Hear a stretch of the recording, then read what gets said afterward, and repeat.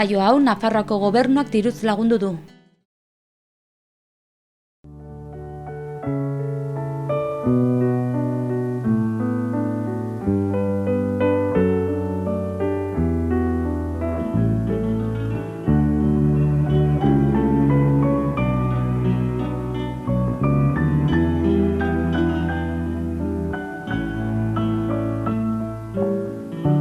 Adiskide bat bazen, orotan bihotz bera, poesiaren hegoek, sentimentuzko bertsoek, antzaldatzen zutena. Plazetako kantari, bakardadez josia, itzen lioa iruten bere barnean. Maraipaz Arizkun, egunon. Egunon. Aurkeztu zazu zure burua. Nola aurkeztuko zenuke zure burua? Bueno, ni Maripaz Arizkun naiz, 45 urte ditut eta Iruñekoa naiz.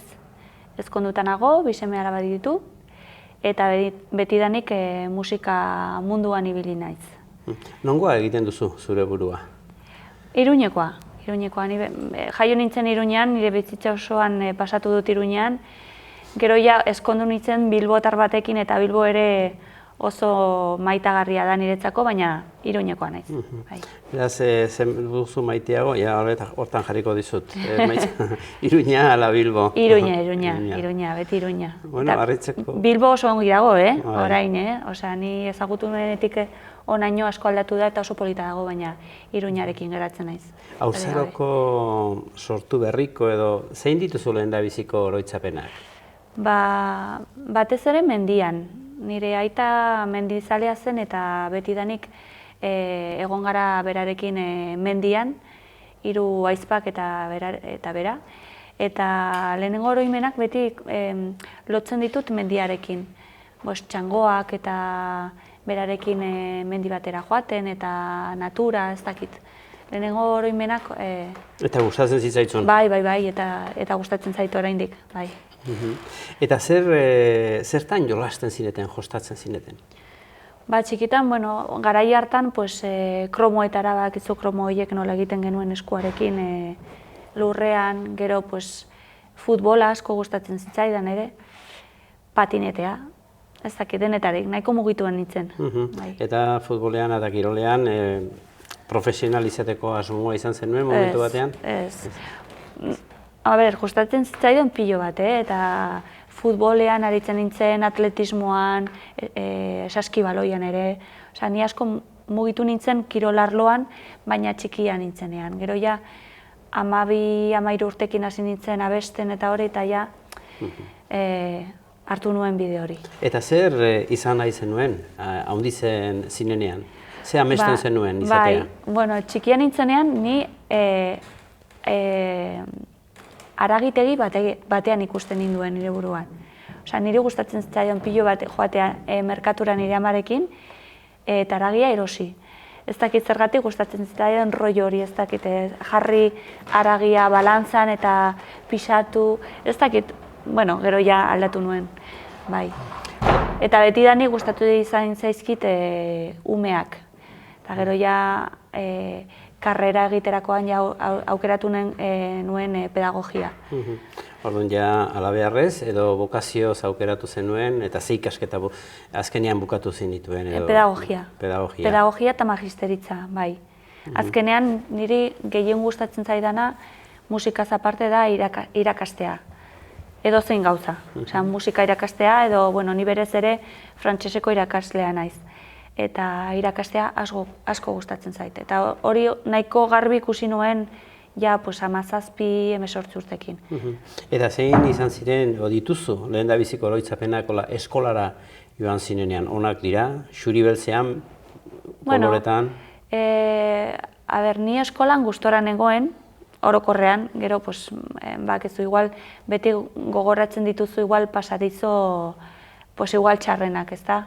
Gogoratzen naiz, banuela irakasle bat, eta berak esan zidan ez, noten txostenean behin batean jarritzi dela ez nuela inbeste irakurri behar.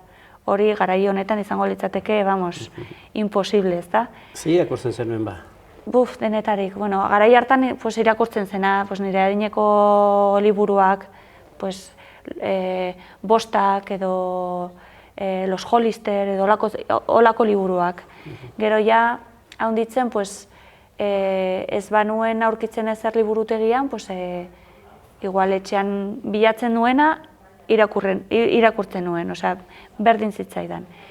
Eta hori izan zen niretzako pixka bat gogorra komentario hori, ez da, zeren, osea, niretzako zen oso importantea irakurtzea. Eta horren urtean etorri zen beste maisu bat, eta berak buelta eman zion egoerari, ez da, antolatu zuen liburutegi bat eskolan, eta ni izendatu zuen arduraduna bezala. Orduan, buelta eman zion historioari, eta, bueno, polita izan zen. Eta zergatik pentsatzen duzu orain irakurtzen zenuela horrenbeste, edo gustatzen zitzaitzula irakurtzea horrenbeste? Ba, eske, bueno, ni irakaslea naiz, egon naiz 10 urte bigarren hezkuntzan, frantsesa ematen. Baina badakit, osea, nire lankidek beti arazoak izan dituzte umeak edozein liburu irakurtzeko, osea, beti behartzen dute nolabait. Irakurri behar duzue liburu hau eta gero egingo dugu azterketa bat liburu honi buruz, ezta? Baina ez dute hain interesa haiek bakarrik edo iniziatiba haiek liburu bat hartzeko eta irakurtzeko. Hori orokorrean esaten dute. Nik ikusten dut hori ezakit gutxitu dela pixka bat interesa.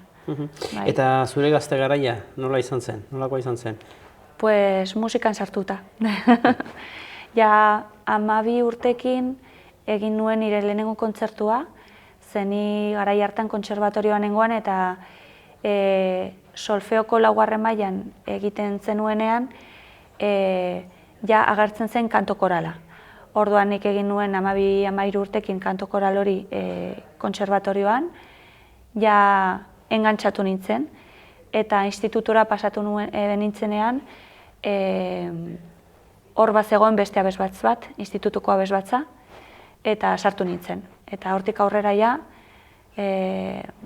nerabetasun guztia abesbatzen sartuta. Osea, egon 17 urtekin nengoen 3 abesbatzetan aldi berean.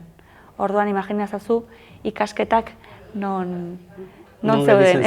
Bai. Eta pentsatzen dut, toki guztietan kantu zaituko zinela. Bai, bueno, igual etxean ez, ni oso lotxatian ez, gero abesteko jendearen aurrean bakarrik. Baina abesbatzen kontua bai, osea, taldean abesteko eta batez ere zure adineko jendearekin abestea, niretzako zen primera, nire kuadrilla zen abesbatzakoa. Orduan, hori, beti musikan sartuta. Maripaz Arizko neska errebeldea izan zen? Ez, ez da bat ere. Bat ere? Ez. Txintxoa? Oso zintzoa, bai. Oso mugitua, beti hemendikara, baina zintzoa bai. Beti arduratsua eta bai. Beraz, alde hortatik, noiz hasi zinen zure bakarrik bizitzen, ez independentzia, baizik bakarrik bizitzen? Ba, eskondu nintzenean. Azkenean, ni hasi nintzen nire senarrenekin 20 urtekin, baina garai hartan berak jarraitzen zuen Bilbon bizitzen, klaro, zegoen ikasten, ni ere, eta klaro, ez geneukan olako posibilitatea elkarrekin bizitzeko. Eta berak bukatu zituen bere ikasketa guztiak eta gero hartu zuen beka bat ingenieroen eskolan egiteko proiektu bat. Eta ezin izan genuen aukera elkarrekin egoteko, ez bakarrik bizitzeko, baizik eta hiri berdinean bizitzeko 27 urte izan genituen arte. Orduan ja eskondu ginenean, gazteik, ez da? Gaur egun begiratuta gazteik. Bai. Eta niri iruditu zitzaidan nahiko berandu, baina 28 urtekin eskondu ginen, bai. Lana eta bizitza nola uztartu dituzu? Lanain bizitzeko, ala bizi lanerako? Zaila da erantzutea. Berez, bizi beharko genuke, lan egin beharko genuke bizitzeko. Hori argi dago. Baina gero, nik egiten ditudan lanetan asko inplikatzen naiz. Orduan, asko eskatzen diot nire buruari, eta azkenean lana bihurtu da pixka bat, ez dakit, gogorra, esan nahi dut. Gustoko duzu egiten duzu lana, pasioa sentitzen duzu? Bai. Eta adina aurrera joan ahala, bizitzarekiko izan duzun, edo duzun ikuspegia aldatzen joan da? Bai, noski, bai. Hombre, adinarekin beti,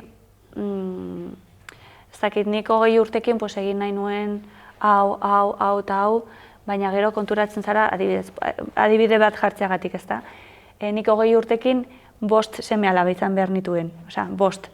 Eta gero ja bat izaten duzunean esaten duzu, aizu, 5 izatea ja gehiago izango da, ez da?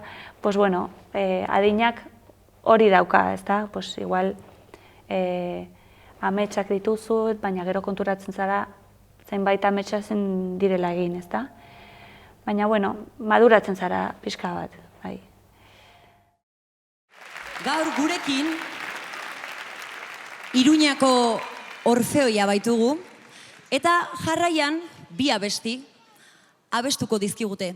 Eta, bueno, aukeratu duten egilea, autorea, ez da edozein, Xabier Lete, eta Xabier Leteren bi kanta berezi eta maitatu eskainiko dizkigute. Lehendabizikoa, Salvadorren Heriotzean, eta ondoren. Lotura guztietatik, gorputzaren mugetatik, aske senditu nahi dit. Azkena txauela, bersori sakonena, inoiz esan ezin diren, estalitako egien, oiuri bortitzena, bortitzena.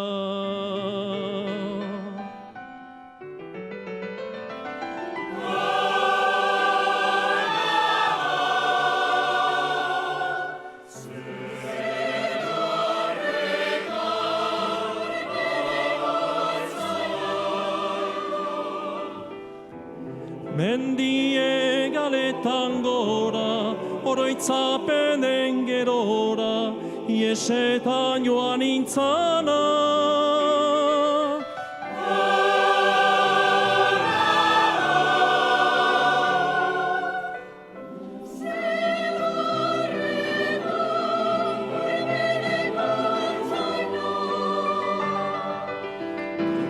Mendie galetan gora, oroitzapenen gerora, iesetan joan intzana.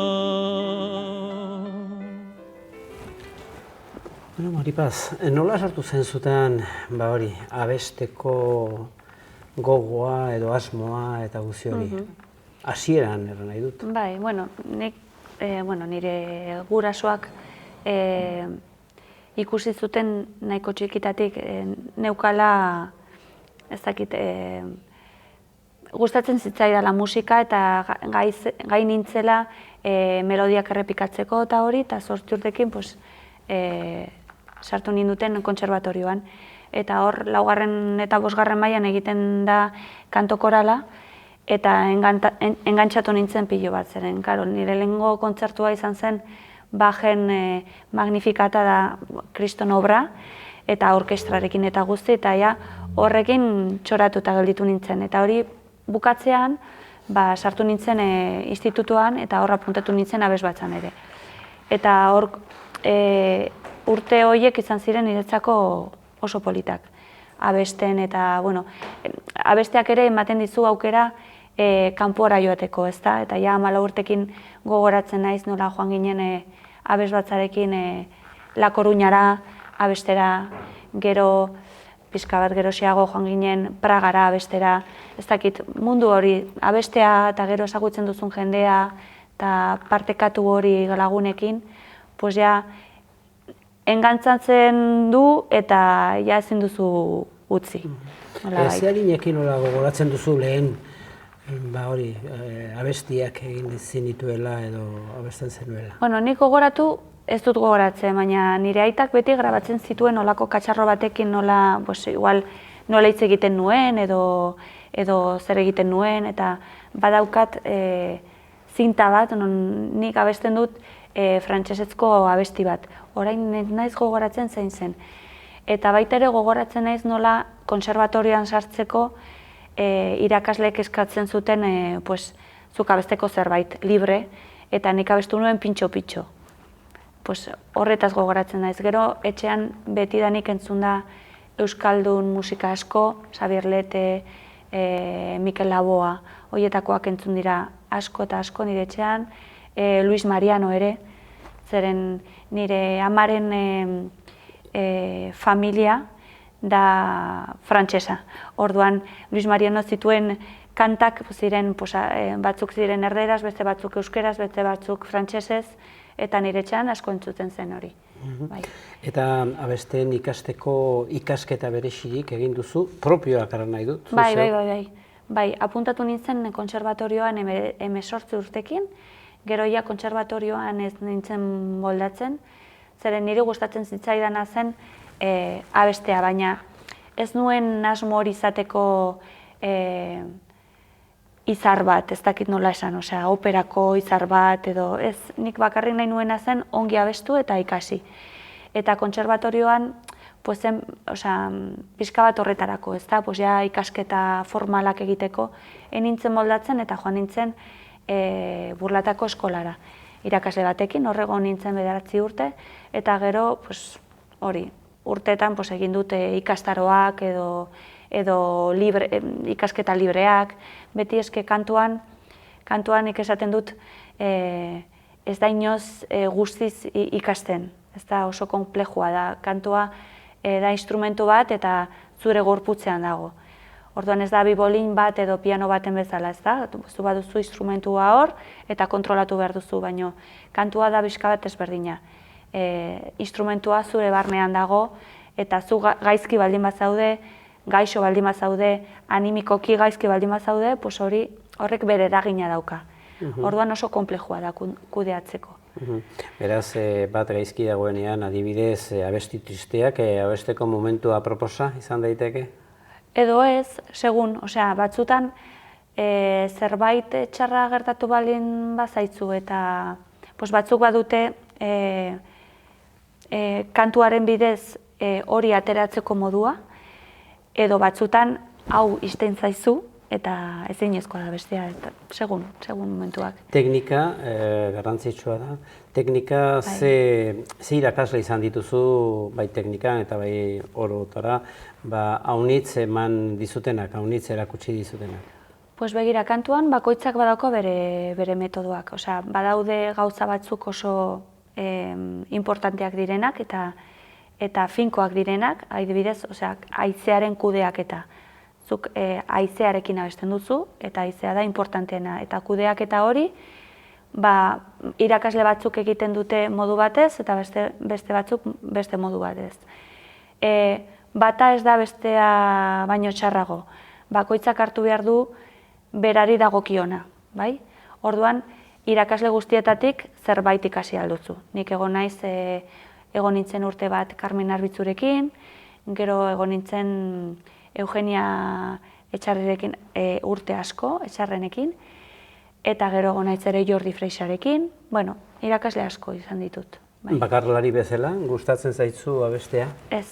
Horregatik aukeratu zenun abes bat zan abestea? Bai. Horregatik nintzen eroso kontserbatorioan, zeren ja, hori, ikasturtearen bukaeran egin behar duzu zerbait bakarrik, eta jendearen aurrean.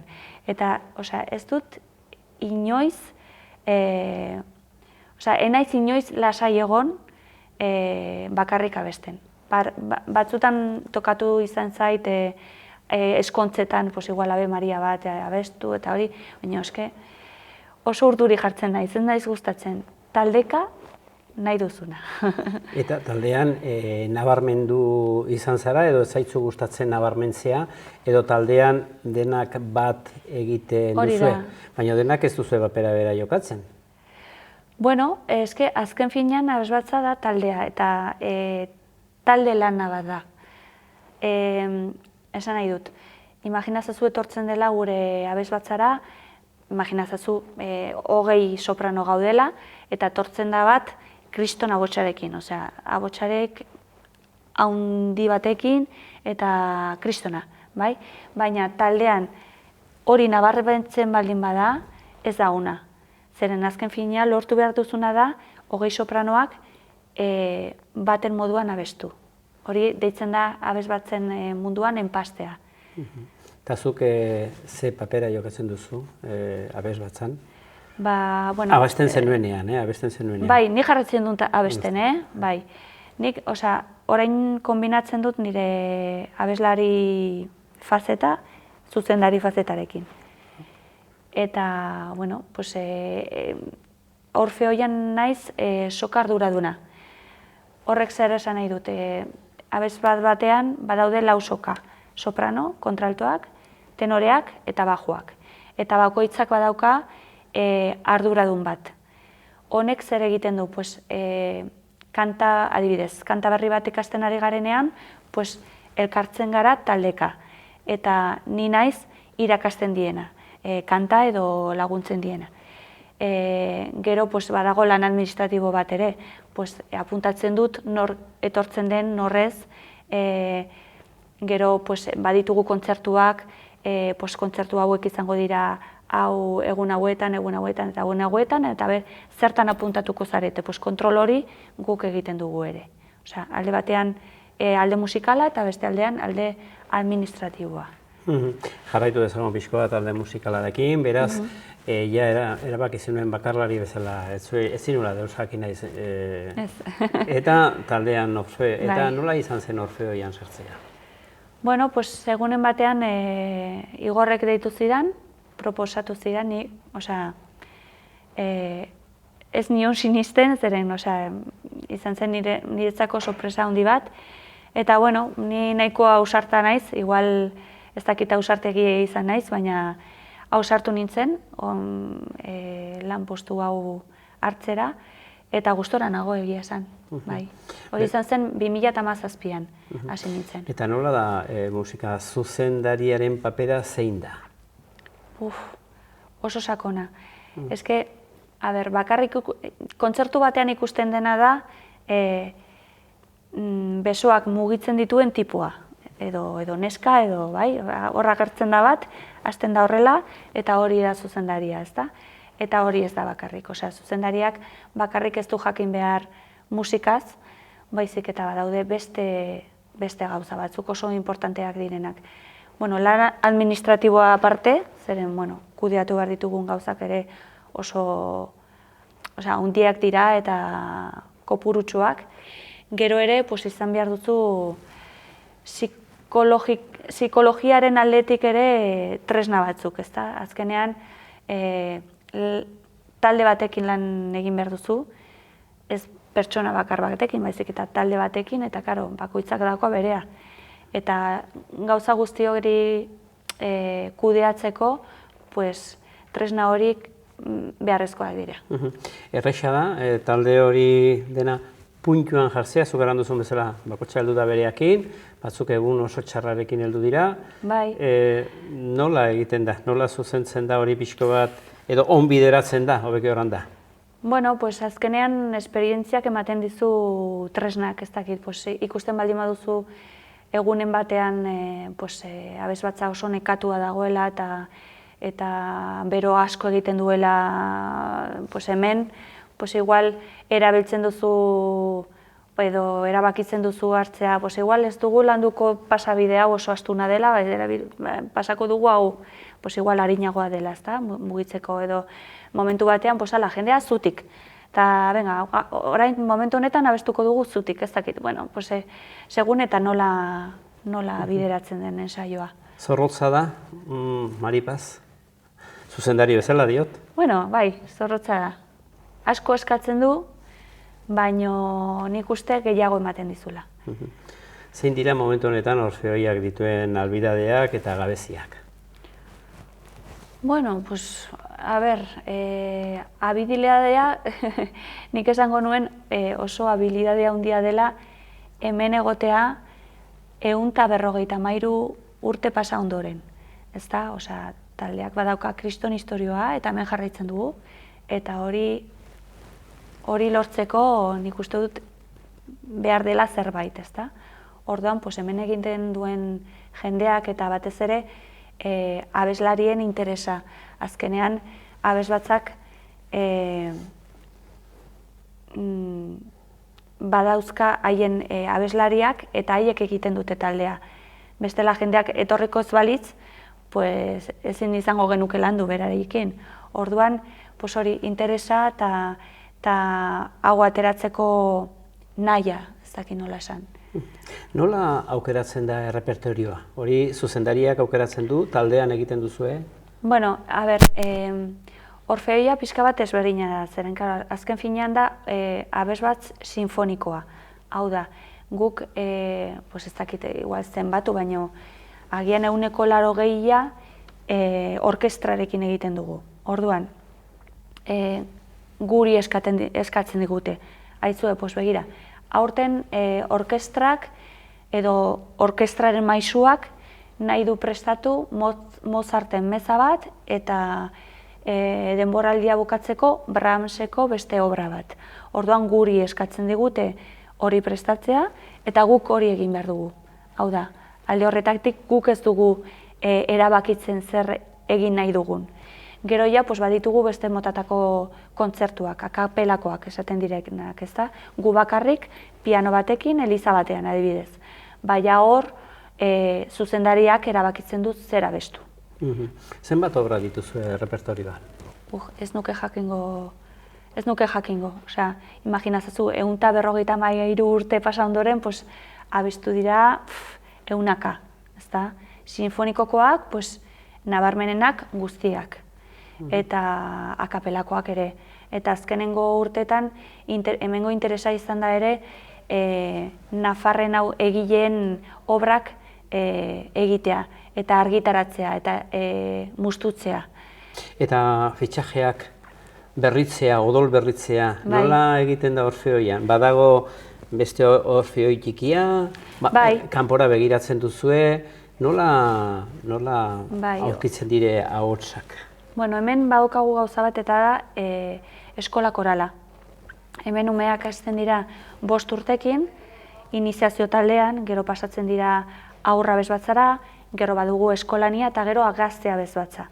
Orduan, hemen badugu jendea 6-7 urte hasi direna eta oraindik jarraitzen duena Orfeoian. Eta hori nolabait esateko edo futbolarekin konparatzeko hori da gure kantera, ezta? Eta hori oso importantea da guretzako. Gero beste aldetik beti behar ditugu abotsak eta urtero egiten dugu kanpaina bat abotsak lortzeko. Orduan jartzen da prentsan eta gero jendea ona etortzen da, deitzen du eta hori eskatzen diegu normalean obra batzuk prestatu eta gero gure sedera etorri froga pasatzera. Eta pasatzen badute ona etortzen dira. Oro hartuta nola ikusten duzu egoera Orfeoiena, nahi dut ekonomikoa, bestaldetik abes puntutik, antolaketan, nola ikusten duzu momentu honetan egoera? Bueno, a ber, guk azkenengo urte hauetan beti esaten duguna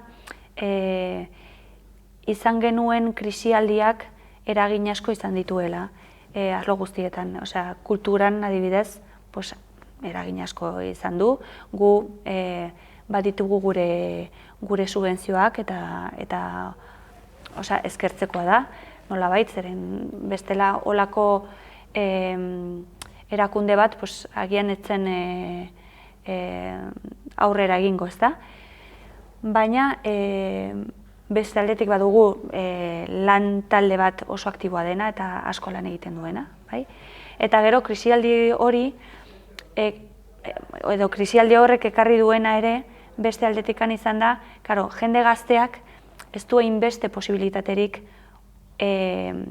bere aisialdia ongi kudeatzeko. Hau da, lan baldintzak aldatu dira pilo bat. Eta hemen aurkitzen dugu, eske, ditut ez dakitze lana, sortzio edo 40 ordu sartu beharrean astean sartu behar ditut 50, eta gainera naute horrela eta ezin ditute aldaketarik eskatu, orduan jendeak zailtasunak ditu gero etortzeko. Osea, krisialdi horrek ekarri duena izan da hori, lan prekarioa, orduan jendeak eta gazteek egin behar dutena da gehiago ikasi eta lan bat aurkitzen dutenean haien baldintzetara moldatu, ezta. Orduan, horregatik, berritze horretan, arazoak ditugu, bai. Baina, hala eta guztizik ere aurrera jarraitzen dugu. Badago arriskurik, Orfeoia momentu batean hori nahiko gelditzeko, hau da, geldi erran nahi dut hortzen edo beti zirikatzen dute eta duzu eta handik eta hemendik. Osea, esan nahi duzu, momentu batean hiltzeko? Ez, izteko ez, nahi dut hori, ez, lasaitasun horretan gelditu eta nolapait ere gauz berririk egin gabe. Pues nik momentuz ez dut ikusten. Ez dut ikusten. Zeren hemen dago jendeak Orfeoia asko maite duena. Orduan, karo, ni barne, nik ez nuke utziko hori gertatzea. Egingo nuke nire eskuetan izango duan guztia, ezta? Nik momentu honetan ez dut ikusten hori. Eta taldea egun txarra bat balen badu eta motxeldua ikusten balen baduzu, ze aholku edo zer erraten du zuzendariak egun horretan edo egun horietan? Bueno, pues eske, a ber, asuntoa da nik ere, nik batzutan zuzentzen dut, baina gehienetan nik ere hemen nagoa besten. Orduan, nik ulertzen dut batzutan nekatua izatea, ezta? Ni batzutan egon naizen mena besten, eta igual kriston eguna izan duzu, edo arazoak izan dituzu, eta, karo, ensaioa gaueko 8 da, 10 arte. Orduan, karo, ja jendean nekatuta dago, ezta? Dena den, musika pixka bat badauka botere bat, pixka bat botika baten bezala, ezta? Igual etortzen zara ensaiora zure arazoekin eta nekatua eta ez dakiz zer, eta gero musikak pizten zaitu. Ez dakit nola esan. Ze balorazioa egiten duzu zure ibilbideaz abeslari bezala Orfeoian? Bueno, positiboa, ni hasi nintzen hemen laguntzaile bezala. Lehenengoarekin lotuta, batzutan hemen kontzertu asko ditugu, batzutan kanpora atera behar, eta laguntzaileen figura behar dugu. Hau da, batzutan kanpora joateko behar dugu jendea, kanpoko jendea laguntzeko. Eta hona etortzen dira, proiektu berezi bat egitera eta laguntzen gaitu. Eta ni hasi nintzen Orfeoien horrela. Soprano bat edo bi behar zirenean, igorrek deitzen zidan, eta haizu, begira, proiektu honetarako behar dut soprano bat. Etorriko zara? Ni etortzen nintzen, eta hasi nintzen horrela besten, ezta? Eta horrela ezagutu nuenik Orfeoia. Eta gero ja barnean sartuta, niretzako dena positiboa, ez da erreza izan, azken finean talde handia da, eta, bueno, nirik ematen zidan pixka bat ardura, ez da? Erakunde honetan hain famatua, hain beste ardura izan hemen, larritzen zaitu pixka bat, baina, bueno, ja, pixkanaka bagoaz. Ibilbide bera egingo zenuke gaur egun egin behar, beraz, aukerak eta bera eta bide bera. Bai, ibilbide berdina, bai. Momentu honetan zer daukazu esku artean, Orfeoian? Begira, hilabete hauetan egingo ditugunak batez ere izango dira kontzertu akapelak, hori orkestrari gabe. Datorren azaroaren 17an badugu kontzertu bat Zangozan, hango abes batzak betetzen ditu 50 urte, nora abes batza, eta horri izango gara kontzertu bat ematen, eta aldi berean haiek abestuko dute gurekin, elkarrekin, 4 abesti. Gero baditugu kontzertuak horre etortzen dira Gabonak eta Gabon kantak eta horiek, eta gero urtarrilaren 4an badugu kontzertu berezi bat orkestrarekin, Concierto de Año Nuevo deitzen dena. Eta hortik aparte, datorren urtean, baditugu bi konpromisu nahiko handiak, bata da otsailean Madrilen, Katulik Karmina beste behar dugu, eta oso konpromiso handia da, zeren orain dela 30 urte ez dela besten obra hori Madrilen, eta suposatzen dugu kritiko guztiak egongo direla hor begira. Eta gero martxoan etorriko da Marinskiko Orkestra. Guk erlazio asko dugu Marinskiko Orkestrarekin, ekainean egon ginen Errusian beraiekin abesten, eta abestu behar dugu La Condenación de Fausto. Obra hori ez da inoiz abestu Iruñean, eta Marinskiko Orkestrak da, ez dut esango moduriko berena, baina haien artean bai dago. Eta kontzertu polita izango da, hemen ikusteko. Orfeoiak elkarrekin aritzen zaretelaik, erraixa izaten da, ongi ateratzen direa abestiak, edo hortan garrantzitsuena da elkarrekin abestea. Dena, alde batetik, alde musikala dago, ezta? Eta guk egiten dugun guztia da, dena ongi ateratzeko eta ongi abesteko. Gero, taldean ere, lana da musikala, baina beste aldetik, gizakia gara, esan nahi dut. Azkenean, taldea kudeatu behar da, eta taldea ongi izan behar du erlazio pertsonaletan ere. Eta nik uste dut, momentu honetan, Orfeoien giroa polita da. Eta hori oso garrantzitsua da gero lana aurreratzeko. Merendu onak egiten dituzue? Bai, suposatzen dut, bai. Emakume zuzendari izatea, nabardurarik izan du, norbaitzuk izan dira arpegi arraroa jarri dutenak, ez? Nik uste dut dela ohitura falta, ezta? Baina niri harritzen nago zeren, esan behar da, izan naitzela lehenengo emakumea Orfeoian zuzentzen. Hori izan da nahiko berezia. Historikoa, bai. Zeren inoiz ez du esan Orfeoiak zuzendari bat emakumea. Eta hori nolabait historikoa izan da, ezta? Baina hori aipatzen dudanean nik, ez dakit, arraro egiten zait, zeren institutuko abes batzan, banuen emakume bat zuzendari bezala. Eta orain konturatzen naiz, garai hartan, berazen igual ia emakume bakarra abes bat zuzentzen. Baina niretzako zen nahiko normala. Gero, institutuko abes batzarekin montatu genuen oso obra polit bat orkestrarekin, eta ni askotan gogoratzen daiz obra horretan zere markatu ninduen. Orkestrako zuzendariak ere emakumea zen. Orduan, ni beti bizi izan dut gauza horiek nahiko normaltasunez, bai, baina gero bai konturatzen zara badagoela ohitura falta. Hala eta guztiz ere, mundu honetan gero eta emakume gehiago daude, baina Orfeoian bertan bai izan zen pixka bat hori arraroa, ezta? Inoiz emakume bat talde baten aurrean, baina, ongi, ongi, ez berdina, baina ongi. Beraz, gustora eta jarraitzeko gogoak. Bai, bai.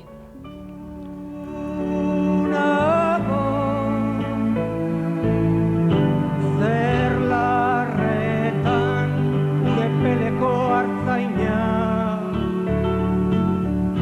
mendige galetan gora, oroitzapen den gerora. Maripaz, zure ustez, gizartearekin konprometitu behar da? Bai. Natura zaintzen dugu? Orokorrean ez. Bidaiatzea gustoko duzu? Bai, asko. Nora gustatuko zizaitzun bidaiatzea, agian oraindik bidaiatu ez duzuna? Bai, buruan sartuta daukat Kroazia eta Nueva York. Kroazia ongi abertzen dutelakotz? Ez dakit, Kapela delakoiek? arreta deitzen dit ez dakit zergatik, baina bai, gogoak ditut, bai. Eta abes batzakin, nora joango zinateke? Edo nora. Edo nora, bai. Eta egun bateko aterealdietan, zer duzu maiteago? Mendia ala hondartza? Mendia, dudarik gabe. Herria ala hiria? Hiria, Ni hirikoa naiz. Hirikoa. Herriak ez zaizkizu Gustatzen zaizkit pilo bat, baina ni hirikoa naiz. Mitozalea zera? Mitomana edo mitozalea? Ez asko. Orduan horrez dizut galdetuko nori egingo zinioke elkarrizketa bat, baina bai agian norekin abestuko zenuke gustora? Pues segurazki Jon Eliot Gardiner zuzendariarekin.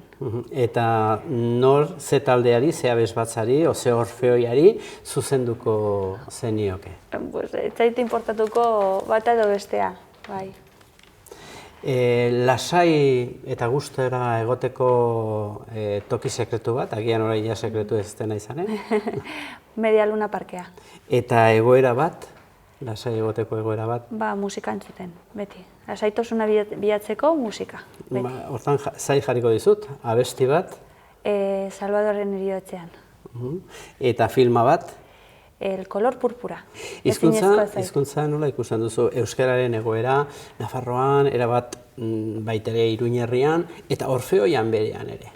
Orfeoian euskaldun asko ditugu. Ni euskalduna naiz, gure zuzendaria euskalduna da, hemen euskaldun asko ditugu. Eta Nafarroan, nik uste, konparatuz aurreko urtekin asko hobeto durari gabe. Nola gustatuko litzaitzuke izatea gure mundua hemendik 50 urtetara? Zure seme-alabai uzten diezun hori? Garbiago, dudari gabe, zeren pausu honetan ez dakit nola bukatuko dugun, garbiago eta gero ez dakit, diruak duen potereak ere kezkatzen dau. Zoriontsu izateko errezeta bat? Hori izan behar du formula magikoa, ez da, nik ez dut ezagutzen. Maripaz Arizkun 3 hitzetan? Sentibera, pazientzia duna eta langilea.